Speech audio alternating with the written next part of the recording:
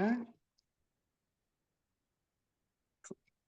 I'd like to first start by acknowledging country. We acknowledge the traditional custodians of country throughout Australia and their connections to land, sea and community. We pay our respects to elders past, present and future and extend that respect to all Aboriginal and Torres Strait Islander peoples here today. We acknowledge that sovereignty was never ceded. I'm joining you tonight from Roseville, which is Camaragal country, and the wonders of Zoom mean that people are joining us from scattered across this country tonight. So if people wish to tell us what lands they're on when they join in, that would be fabulous. So we've got a very exciting evening this evening. One thing I did want to mention before we got too deep into it is that if we jump back to the first slide, you'll notice that there was 3 members of the panel tonight, Kate, Saffron and Nicolette. But unfortunately, Saffron has been struck down incredibly ill this afternoon. And so it will just be Kate and Nicolette that are speaking this evening. And so we will share a couple of pieces of information that Saffron had wanted to share. So what's the purpose of tonight's session? Well, we want to explore why campaign finance reform is so crucial to the integrity in politics and to make sure that our democracy is functioning well.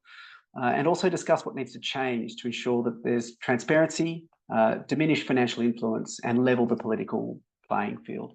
And to do so, Nicolette and Kate will both have a brief sort of 5-10 minutes each to talk through a couple of key elements of campaign financing. Nicolette will take us through the current state and also why reform is required. And then Kate will take us through what is currently being done about it. Then we'll have about the back half of the session, about 30 minutes, will be reserved for Q&A. So please feel free to drop your questions into the chat throughout the session when they come to you. We'll keep an eye on the chat and I will try and pick up all of the questions, but if I miss any, Nick O'Brien is also online who will highlight any questions that I may have missed. Now, for those of you that don't know our panelists tonight, I might give a brief introduction before we get into it. So Kate Chaney is the independent member for the West Australian seat of Curtin. She is a member of the Joint Standing Committee on Electoral Matters, I think JSCEM for short, and also introduced her Restoring Trust Bill into Parliament to improve the rules of our elections. So we know our politicians are acting in Australia's best interest and that voters have political choice. Saffron won't be joining us tonight, but the reason we'd asked her to be involved is that she's the Executive Director of the Australian Democracy Network, which is an organisation that brings people and organisations together to campaign for changes that will make our democracy more open, fair, transparent and participatory. So the quality of the content that we share from her is absolutely hers and not mine. And also Nicolette, who probably requires potentially less introduction. So Nicolette Buller is the community independent candidate for Bradfield. She's recently been reconfirmed as the chosen candidate for Voices of Bradfield. And for the past decade, Nicolette has led policy advocacy and standard setting agendas as an executive of RIAA, the investor group on climate change, and also Clean Energy Finance Corporation. Over her career, Nicolette has built skills needed to effectively represent our community, namely policy expertise, good governance, pragmatism, accountability, collaboration, and leadership. So, Nicolette, with that introduction out of the way, I might turn to you first. Can you please share your current? I'll try and get the words out of my mouth. Can you please share the current state of campaign financing, including some of your experiences from the 2022 election, and why you think reform is required in this space? Thank you, Ed, and good evening to everybody. I'm coming to you from a different place today, and I can't pronounce necessarily, but I'm going to give it a go, of the traditional owners, the Arakawal, perhaps, but I'm in Byron Bay in northern New South Wales, spending some family time. So hello, it's nice that we can still connect wherever we are. So really, I think before I talk about how it works, I just want to say a little bit about why it matters. And I think part of that probably helps if I talk about my own North Star to everybody in this virtual room. So to me in particular, and it might be different for others, the ultimate aim is that the Australian people have better representation through a democratic system. and that representation is as free from corporate, from party and other special interests as possible. So as you've heard me say a number of times, electorates are in the constitution, not parties. We need, the democracy should be operating in a way that honours that. If you know my professional background, you'll know my sort of carillion, if you like, is the climate crisis. And the climate action, it really did start to get quite a bit better when we had a change of government in May last year. But then come June, just almost actually only 10 days later, the Labor government put its weight behind a new offshore oil exploration production facility in WA. And from where I sit, you can't really walk both sides of renewables and fossil fuels and expect to get to a safer climate. Really, my big question is, like, what is behind the decision for the ALP to continue to back new oil and gas projects? So what I'm inviting, and reason why I think this is really important and why it matters that we focus on these integrity issues, is that people need a real contest of ideas pursued in the national interest, both now and particularly also when it comes to things like climate for future generations. And that's the sort of framing for putting myself forward for election in 2024, 2025 as well. So I want to get that on the record. That's why, for me at least, it's really important that we start to clean up what the parties have created in terms of a bit of a cabal, if I may say so. Now, it should be a fair and level playing field, but it isn't. And the Australian Democracy Network, if Saffron was here, would tell you that there is, some of the reasons it's not is because of corporate influence in just so many different parts of government policy and in elections and fundraising and all these things. And that level playing field for elections is just not level for all other reasons as well. The Australian Democracy Network talk about 3 pillars: stamping out corruption, ending cash for access, and leveling the playing field. Now, for tonight at least, leveling the playing field is the area I'm going to focus on, and I'll let Kate do some of the other broader areas around integrity that need attention. But the playing field isn't level. There's an advantage to the incumbents, and that's Kate into the system. The Australia Institute talks about this concept of a hierarchy of incumbency, and the hierarchy means that basically has led to 90% of incumbents in the last 3 years of elections being re-elected. And that's despite, at least in the last election, that over 30% of people didn't give their first preferences to major parties, and that increase away from voting against major parties in first preferences has been trending over the last 25 years and continues to do so. Now, there's a hierarchy of incumbent advantage that exists, and I'll go through some of those and how they impacted me in the 2022 election. But first, I'll just explain what that hierarchy is. It's basically, number one, the group that has the most advantage are the current sitting members of the government. So in this case, it would be the ALP members. Then the next are sitting members in opposition. Then sitting members that are independents or from minor parties. Then there'll be new candidates from parties, in other words, people that are yet to be elected but have a party backing. And then there are new entrants from minor parties and independents, which is little old Nicolette. So how does it work? I've got enough time, Ed? I'm going okay. So my experience in 2022 up against a sitting Liberal who is not only a several-term Liberal, but at the time he was a senior member of the cabinet, having at that time several portfolios, including communications and arts, and everybody knows that. Right? Very strong Liberal brand as well. So as government, as a new candidate up against that, the incumbent had a paid office and staff and other resources. And according to that Australian Institute report, Kerry, and I've sent you a link earlier today. I hope you can pop that in the chat for people. There's about $2.9 million worth of benefit, if you like, in that period for MPs through staffing, for the paid office and other resources. And there's and probably Kate can tell us a bit more about that now that she's herself at least an MP. There are also some allowances in the electorate for things like, as there should be, information, newsletters to reach out to the electorate and inform them about things. Now, anybody who's in Bradfield last week will have got the Paul Fletcher fridge magnet, I imagine. And if you remember, up and until the federal election last year, we also had a really lovely newsletter that told us all about how the Liberal Party was going on climate action, particularly Paul telling us about what his efforts were in his own home and encouraging us all to be part of the climate solution. That was all done before the writs were written. So those things were all done with, if not directly funded, through allowances from the government, indirectly, certainly through his office, through staff helping out in other ways, that has come to us. So the other thing that a party has is, a government is, and any elected member, in fact, they have access to the electoral roll. So they can also do a mail out to people directly. As a new candidate, I don't have that. And as a party, as opposed to an independent, for example, there is a tax deductibility if to all parties at any time in the electoral cycle.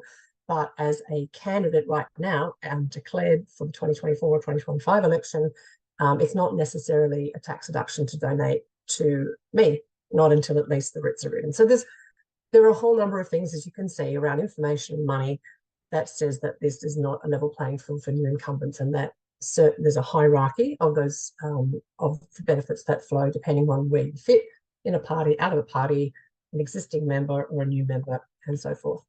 So I was going to have a look at, just briefly, Ed, if I may, just to let you know what happened in Victoria in the state election, where the Andrews government had a crack at doing some electoral reforms.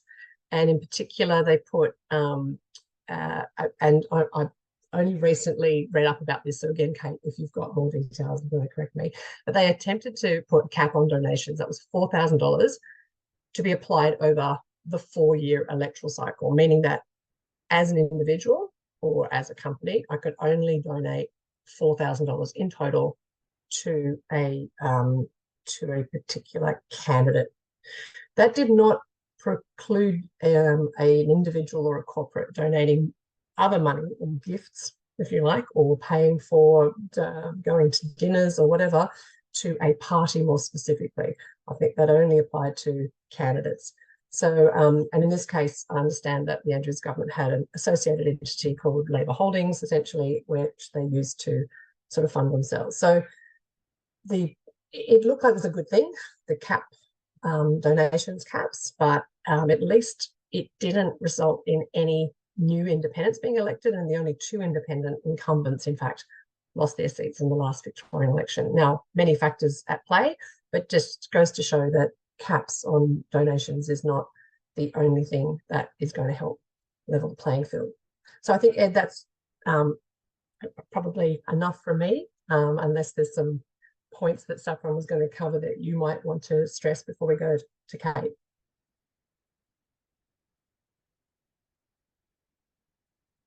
Just need to unmute myself.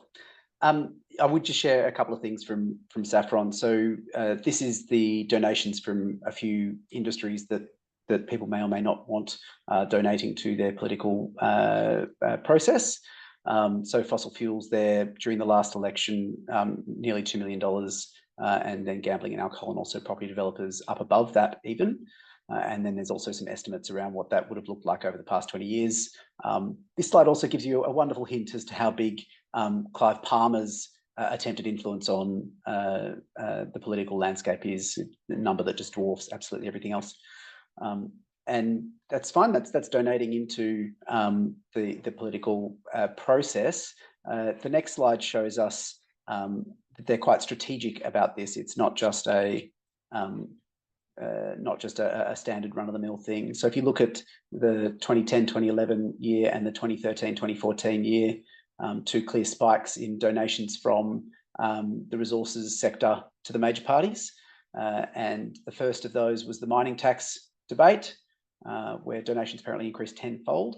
And then the next was the lead up to the election post the carbon price legislation. So Saffron has highlighted the correlation, at least, between those things. And finally, one other thing that she's pointed out is that the confidence that Australians have in the political system is really declining, at least in part as a result of these things.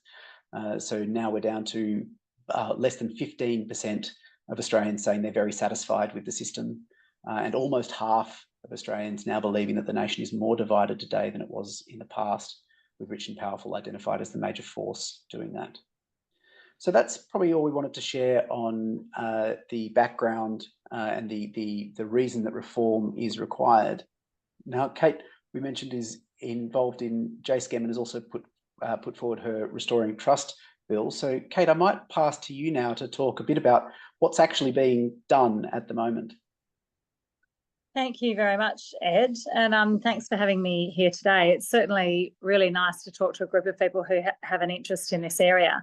And I had originally experienced, going through an election as an independent, and then found myself on the Joint Standing Committee for Electoral Matters doing a review of the 2022 election. And I put in a dissenting report or some additional comments to that initial report in June. And they're mainly in areas where the major parties were pretty happy with the status quo because it went to the heart of their funding and operating model. But I felt like there were community expectations that were different to those standards that the major parties were happy with. I then turned those additional comments into a private members bill, the Restoring Trust bill, and spent a fair bit of time talking to think tanks, including Saffron and others, think tanks, the rest of the crossbench in upper and lower house, academics and community about those changes, and really got some very good broad support on those changes as a starting spot for electoral reform. Now, as you may or may not know, when you do a private members bill, it doesn't actually go anywhere. So you put all this work in and you produce this piece of legislation, but then it never gets debated. But what it does do is it says this is possible. And here is an example of how this can be achieved. And Helen Haynes's private members bill on an integrity commission really changed the conversation and put the National Anti-Corruption Commission up as an election issue in the last election. And ultimately, the model that we had was pretty close to Helen Haynes's model. So it's useful as a tool, even if the actual bill itself won't be passed. The final report for the Joint Standing Committee on Electoral Matters is due to come out next week, and then government will respond to that with a package of electoral reform. And what I'm doing now is working with government and trying to ensure that some of those things in the bill that have broad support end up in the government's legislative response. So that's the work that I'm doing now. I might quickly go through what some of those changes are, and you can put that slide up. So they're in three areas: transparency, influence, and levelling the playing field. On transparency, and for me, a lot of it comes down to this. I think when we have information about where the money is coming from, we can make informed decisions. Journalists can write stories about where that money is coming from, and we can understand more about in whose interest government might be making particular policy decisions. Over the last 20 years, only 21% of major parties' private funding has been in disclosed donations. So there's the public funding, there's a bunch that's undisclosed donations that are below the $15,000, $16,000 threshold. And then there's also other receipts, which includes a whole lot of stuff. We don't really know what's in there, but we know it includes things like $14,000 fundraising dinners and memberships to business forums that cost $35,000 a year to subscribe to. So there's a lot of dark money in there.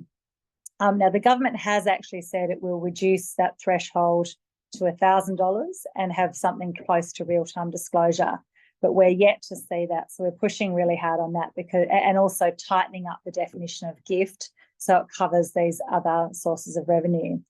Then truth in political advertising is another part of that, and Zali Steggall's done a lot of work in this area. with the referendum recently, the Australia Institute did an exit survey that found that there was overwhelming support to protect voters from misleading and deceptive statements in political advertising, just like we do in business. There are some challenges in how you do that, but South Australia has had a model in place since 1985, and it does make politicians think twice before they make statements that can be proven to be wrong. On reducing financial influence, as you heard earlier, there is this increasing concern that decisions are being made for vested interests, not in the public interest. And about a couple of months ago, I went to the Athens Democracy Forum and met with people from all over the world and heard about how liberal democracies are going. And it's not actually a great story. And one of the big issues that comes up is this sense that decisions are not being made in the public interest. There are powerful vested interests. Now, we had a few things in that bill that address this. One is banning social harm donations, such as gambling, tobacco, alcohol. Communications Minister accepted $19,000 in donations from Sportsbet the week of the election, and she actually is in charge of regulating the gambling industry. And I think not many people think that that's okay. There are other things we can do too, like ban donations from government contractors. The Big Four made $4.3 million in donations in the last 10 years, plus a whole lot of other deals they have too that don't actually turn into donations but are mutually beneficial. And during that time, the Big Four's contract value increased by 4 times. Now, that may or may not be connected, but it doesn't look good. And most OECD countries ban government contractor donations. We also put something in there that requires member approval if unions or companies make donations, so that instead of banning them outright, which may have some constitutional issues, at least companies have to explain to their shareholders what benefit they hope to gain from making these political donations, so that there is a transparency hurdle and an administrative hurdle to reduce that. The UK did that, and it's greatly reduced the number of corporate donations there. Now, thirdly, on levelling the playing field, and Nicolette gave some good examples of this, and I certainly experienced a lot of those things that she talked about as well. One thing is government ads. In the lead up to the last election, the coalition spent $31 million of taxpayers' money on its positive energy campaign, trying to convince us that we weren't the worst OECD country on climate change. And if you look at the data, there's a big spike in government taxpayer-funded advertising in every election period, or in the year before the election. So that, again, shows that incumbent government advantage. We recently had some dramas around postal voting with the referendum. In my electorate, people were really annoyed to find that the major parties were sending out application forms for postal votes with a self-addressed envelope to the processing centre, which looked like it was going to the AEC, but actually goes back to the political party who harvest your data, your email, your phone number. They then also know that you want a postal vote. They send it on to the AEC. You're none the wiser about your data being harvested. And then they've got you on their database and they can send you how to vote information. So cleaning that up is something that the AEC, they're not allowed to say, we hate this, but they've said as close as they could to that being an issue. I probably won't go into, I'll just very quickly, voter acts or privacy and spam acts, there are exemptions from major political parties. They don't have to protect your data and they can send you those nasty text messages on the day. Voter access, that access to the electoral roll is an issue. There are a bunch of other sort of administrative hurdles that mean independents have to report earlier, they don't have access to stuff at the same time, tax deductibility, and also candidate registration. If you're in a major party, you don't have to prove that there's any community support for your candidate. If you're an independent, you have to get 100 signatures from your electorate to show that there is community support for you. I think it's fair to say that we need 100 signatures, but I think it should apply to parties as well, so they can't just helicopter in candidates or run candidates that have no connection with the electorate at all and no local support, and then just harvest the public funding they get from that. So they were the main areas of the bill. There were some areas we didn't cover, and caps has been this really controversial issue.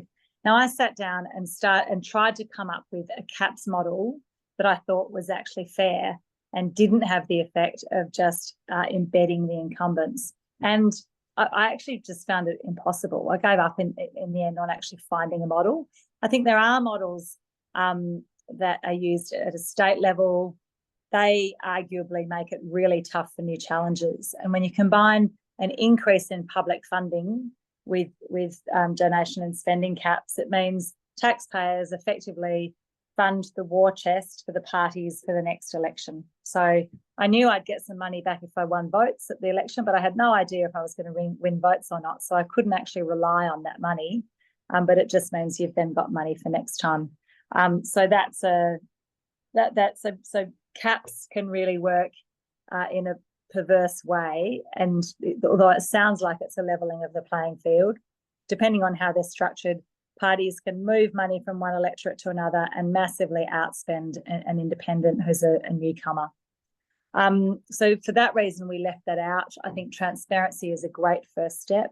There are models that I'm talking to government and other organisations with at the moment that would mean no individual could have a disproportionate impact on the election outcome, and calculate that based on, for example, the public funding that goes to supporting an election. So 1 or 2% of the total public funding as a cap, so that you don't see those outrageously big numbers with Clive Palmer having a disproportionate go at shifting the outcome of our whole democracy.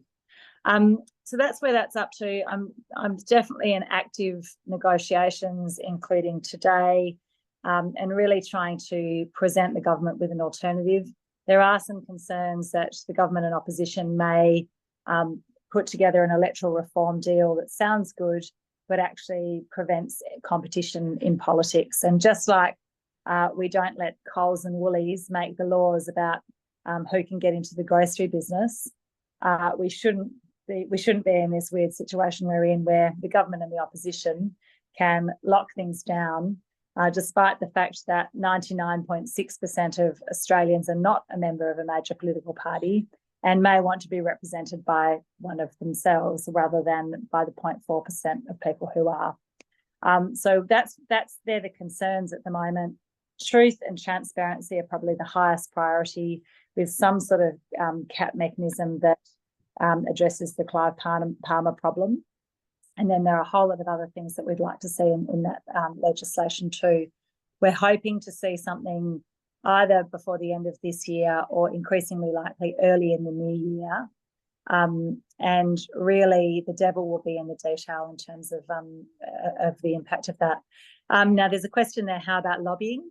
I had lobbying as part of this bill. And then Monique Ryan, one of my colleagues, said she wanted to do a separate bill on lobbying. So I pulled it out and then seconded her lobbying bill last week that she introduced. And absolutely, the reason I didn't put it in this bill is everything else here relates to elections as opposed to the day-to-day operations of Parliament. But we do need to see especially greater transparency on lobbying. So third-party lobbyists have to register, but you don't have to register if you're an in-house lobbyist. So there are a lot of people wandering the halls of Parliament with orange passes, with no transparency at all on who they're having meetings with, or that them having access. So that's another important part of the overall integrity reform that needs to happen in this area. I might leave it there, Ed, and then I'm happy to cover anything in more detail and questions. Excellent. Thank you very much, Kate. That was a wonderful overview. And you've done a wonderful segue into the next section, which is Q&A, because you've already monitored the chat and picked up one of the questions that's coming through. So I will just ask people to put questions into the chat now. We've got a few questions that came through in advance that we'll run through now, but just start popping them in the chat and we'll weave them in. So I might toss the first question, Kate, to you, which is about the JSCAM report.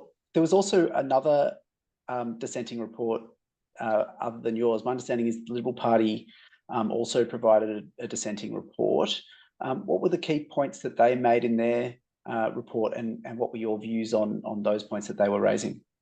Yeah, so the Liberal Party's dissenting report, I can't remember all of it now, but basically they are talking about an $8,000 threshold for disclosure as opposed to a $1,000 threshold, and not real time, longer than a longer period than that. I think it was a month, but I can't quite remember.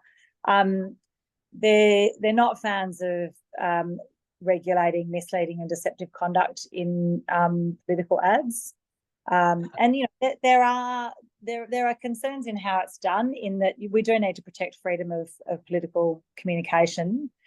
So it would need to be a conservative framework that only addressed things that were clearly questions of fact that can be proved or disproved, not questions of opinion. But when I look at it, the value of it's hard to do, but it's worth doing even though it's hard, because the alternative, we're seeing globally this rise in misinformation and disinformation. Now, requiring regulation of truth in political advertising is only part of the problem, but it does at least start to address that problem. They had views on caps, which I think were fairly clearly aligned with making sure that no independence, or certainly no further independence can get in, and preferably, and destroying any incumbency advantage that I also have now. And then some other interesting little things like requiring the Teals to register as a political party, which I thought was an amusing one, because my life would be so much easier if it was a political party. There'd be more resources, but actually we all represent our communities, so it's just not how it works. So at the moment, I mean, based on the dissenting report from the Liberal Party, it's hard to see how they could come to a deal with Labor, but I think the concern is that Labor waters down its commitments because it can see some benefit in embedding the two-party system. So that's really what we're looking out for. I'm going to go straight on and answer some of these other questions if I. Sure. So makes my next, job easier. Yeah, asked how would the caps impact organisations like Climate 200? So I've tried really hard to, in thinking about what makes sense, not be driven by Climate 200's business model or any other particular business model. And it's really hard to do this work and try to be true to reform that is in the interest of the country and not entirely driven by self-interest. Now, obviously, I'm now an incumbent and I've gained from some of those benefits. It's pretty important to me that there is still competition in politics and that other communities have the opportunity to put an alternative forward if they want to. In terms of Climate 200 and their donations, I mean, I guess it depends. It depends what the cap structure is. And there is a model. I didn't put this in my dissenting report because I just put in that report that there are some principles that need to be complied with to make sure that it is genuinely a level playing field, basically, and that we address I counted 13 sources of party and incumbent advantage. Now, some of them it's really hard to address. So if you've got a party that does national TV advertising, do you split that up by 151 and allocate a bit of that? Now, what if some people watch more, in some electorates watch more TV or read more of a paper than others do? It's pretty hard to get it right. So I just had some principles in there. The model that I've seen most recently, which there'll be more about later this week, talks about that 1 or 2% of the total public funding. Now that would affect a couple of the highest donors in the country, including I think depending on if it's 1 or 2%, some of Climate 200's bigger donors. But I think they'd propose a look-through provision so that rather than seeing the Climate 200 donation as a donation that's caught, you look through and say, where does the money come from, and look to the donors. Now, it may be that Climate 200 or other political entities may have to change their business models as a result of this regulation. And I think it's really important that we focus on the principles, because as soon as you get into the detail, there are ways to get around things. So I've got to just come back to that idea that no individual should have disproportionate power to influence the outcome of elections. But we don't want to actually reduce the ability to have donor aggregation models if we think that they are actually in the interests of democracy. Just having a look at the next Tim, one. I can probably phrase this one for you. Yep. Tim's complimented us, but then is wondering why the ALP is resisting efforts around truth in Parliament, the efforts here, because there's so much dark money that flows the Libs and Nats versus how much flows the ALP. So he feels like would be politically advantageous to be not as open to this dark money continuing to flow. So what's your views on that? My understanding of that is that from a deal perspective, this is a great opportunity to get bipartisan support that on a deal that could be good for both the major parties. So that transparency and truth are bargaining chips in a broader deal. And that might be being too cynical about it, but it's hard. You kind of have to see it in the whole context. I think the government does want increased transparency, and I think we will get increased transparency unless the whole thing falls over, which is why I'm working with the crossbench in both houses and the Greens to say there is a package of reform here that could get through both houses that is good for democracy, that has community support and doesn't actually require a stitch up between the two major parties. So ultimately, government will be answerable to both the commitments it's made on truth and transparency and what it ends up delivering. Great, thanks. Now, the next one would be more political donations be a bridge too far. Yeah, could we look at a model where the public purse funded all candidates? I can't work out a model to make this work, and it sounds appealing, but effectively it embeds the incumbents, because it means the incumbents have the war chest from last time, and new challengers have the double challenge of campaigning and also fundraising. Now, there could be a model you could use where there's some fund that new challengers could access once they hit certain thresholds of volunteers or something else. But I think, like at its fundamental level, if 10,000 people decide to give $100 each, is that against the principles of democracy? If people are actually prepared to put their hands in their pockets, I think that it should be part of our democracy. Public funding sounds good until you start combining it with the other things, and you think effectively it means taxpayers will be paying, especially if there's no truth. You said taxpayers are paying politicians to tell us lies in election campaigns. And you say there's got to be, if we're going to increase the public funding, we really need to think about what happens for new starters. And you can't be funding every new campaign because, I think you'd flood the market pretty quickly with people who want to access that money. There have to be some thresholds. And actually being able to raise money in your community is not a bad test for whether you've got some momentum. There's a great model that they use in New York, which is matched funding, where basically the taxpayers match I think you get $2 for every dollar that you raise in your community, which means there's less pressure to get the big dollars, but still community support that's expressed through donations is used as a threshold. Excellent. I might jump to Nicolette, because we've heard a bit from Kate about her proposed reforms, Nick, and I guess I'm really, really interested to hear, is there anything that you would do differently and why? I kind of agree with Kate that there's no silver bullet to this. And even if to one of the people, so I think it was Brett's question around shifting a model completely to a public purse model, you can't just sort of stop politics and start afresh. There is that incumbent transition, which will always see the incumbents having an advantage. So any reform even if it's a great model you're reforming to, is going to be problematic. There was some in Kate's bill. I think there was some elements about banning sin stocks, if you like. I'm coming from the finance perspective here, but alcohol, not alcohol this time, but soon, I'm sure, gambling, fossil fuels, and other bits and pieces. I've had a sort of bumped around this in investment land, it is possible to do it. I mean, it's normatively, you know, people didn't want slavery any longer. We have legislation that deals with modern slavery, transparencies and disclosures. Similarly, people probably, you know, don't want slavery in there. There are certain things that people don't want anymore, asbestos, etc. So actually having some kind of ledger of those things sounds like a good idea.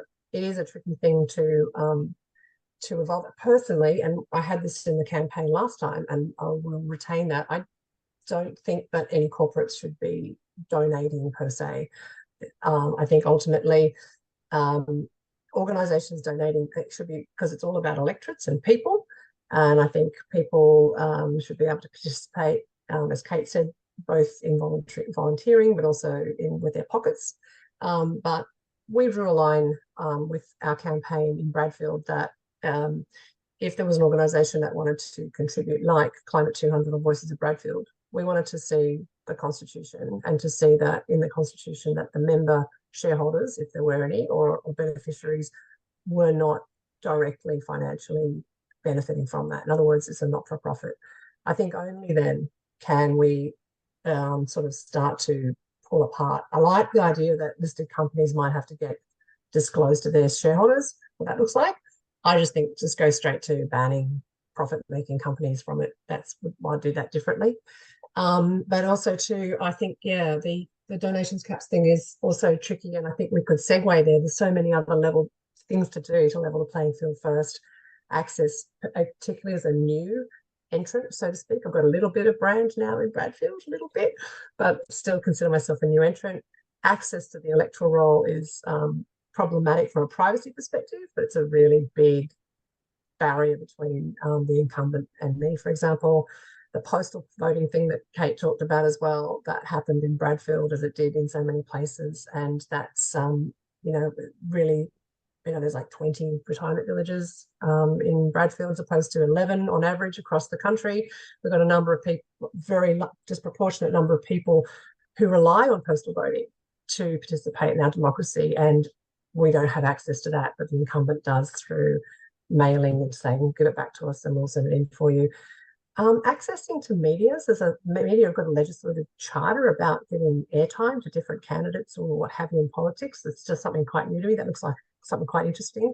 And I think the cleaning up the gifts part, that seems to be the workaround that parties use quite often. And that, you know, and I know every time you legislate somewhere, people are very creative. They find new ways to get around them, but that really does need to have first and foremost transparency, and then second, can we bring that in? Because what we don't want is we just don't want an arms race on spending.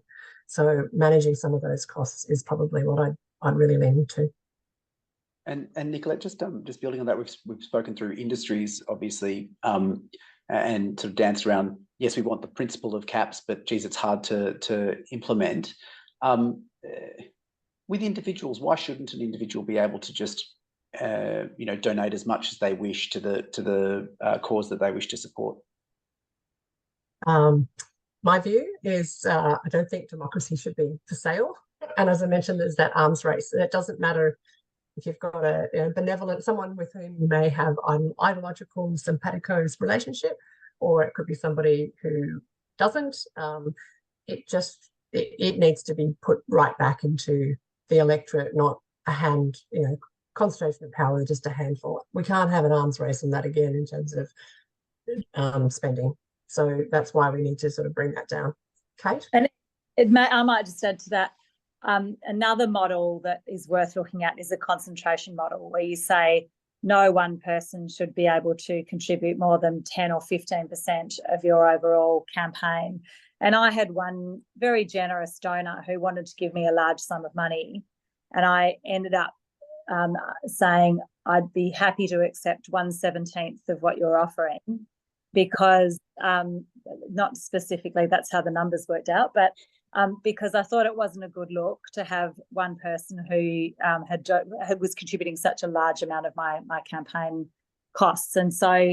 And that was a pretty weird conversation to have. But because I was disclosing every donation in real time on my website, I was accountable for it, and I had to think very carefully about whose money I was taking and how that looked.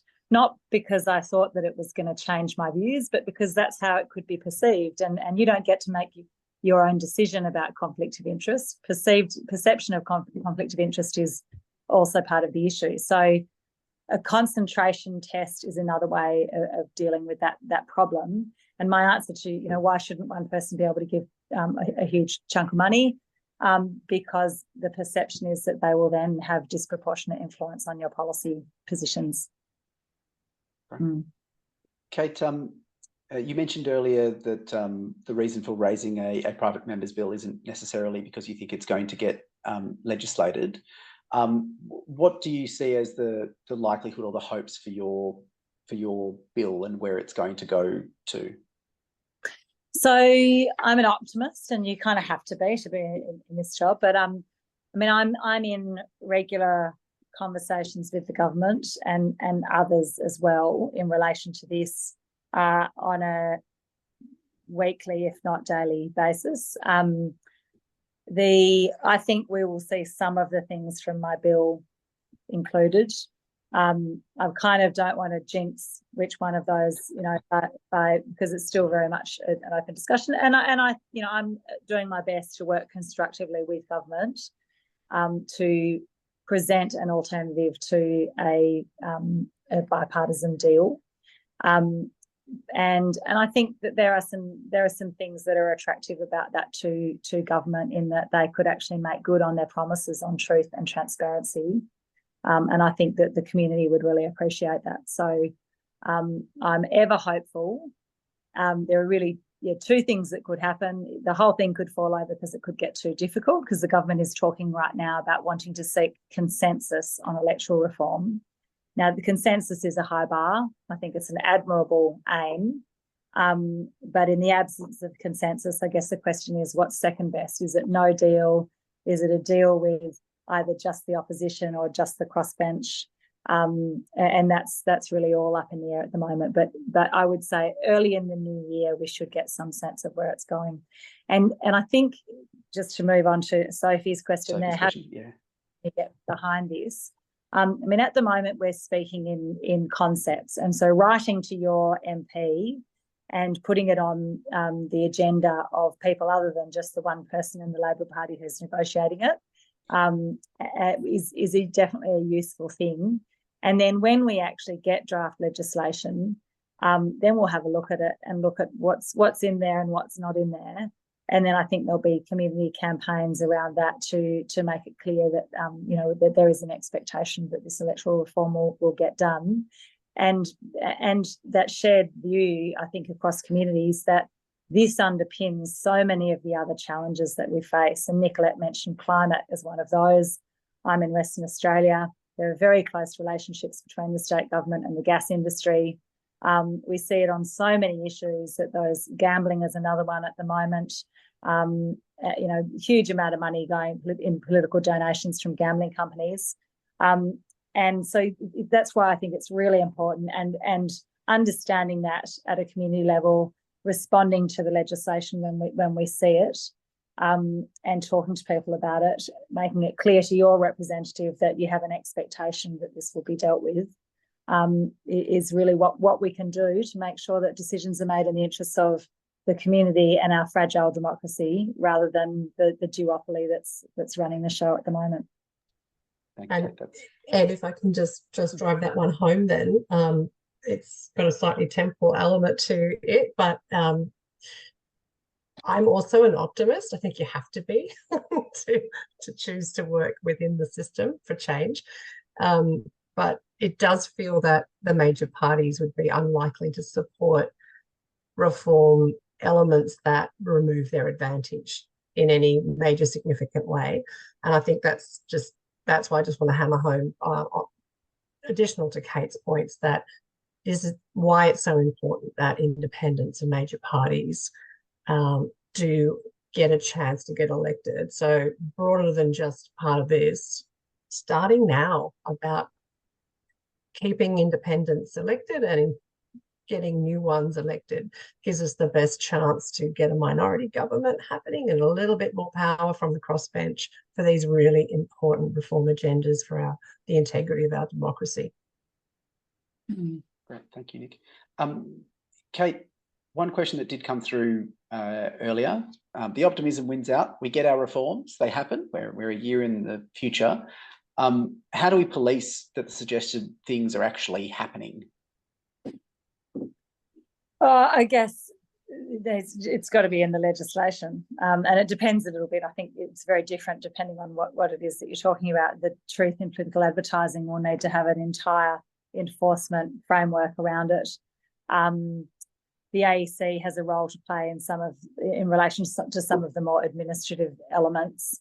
And I think, and possibly there are some structural solutions that need to shift in terms of AEC role. AEC doesn't want to play that role in deciding what's true and what's not, because they think that it will undermine the broad faith that people have in the AEC as an institution.